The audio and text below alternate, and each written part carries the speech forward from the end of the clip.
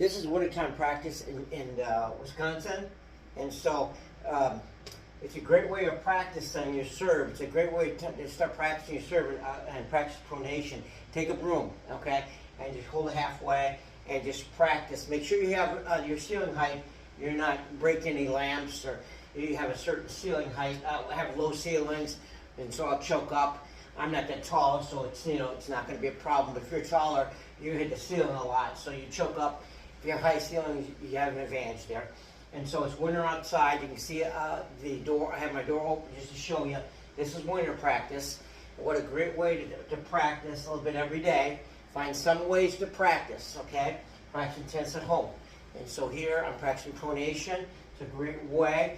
And you don't want to hold this tight. You want to hold it loose, so it just moves in your hand, okay? Try to get the right grip. You think about a hammer grip, okay? Get a hammer if you have to. Practice with a hammer. And so here's a great way of practicing, so you can practice your pronation, okay? And so you're going to come like an axe, and all of a sudden this is just going to turn. See, my hand, and it goes here. You don't want to hold your racket tight. You want to have it loose, okay? And so you practice, okay? You can practice maybe stepping too with your back foot. When you're serving, your racket starts in front of you. It swings this down and behind, and then you just kind of step forward. Your belly button's going to go forward, and boom, okay?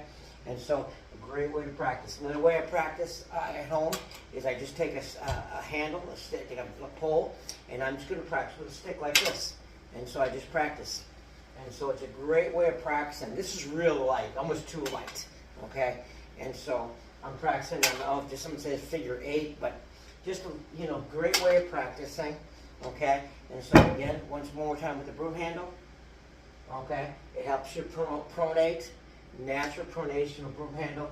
And then when you go to the court, and you can do this, when it gets nice out in the spring, you practice like this with a broom. And actually try to hit a couple of them with the broom, and then take your racket and do it the same way. And you can feel the flow, okay? And so here's a great way of practicing using a broom.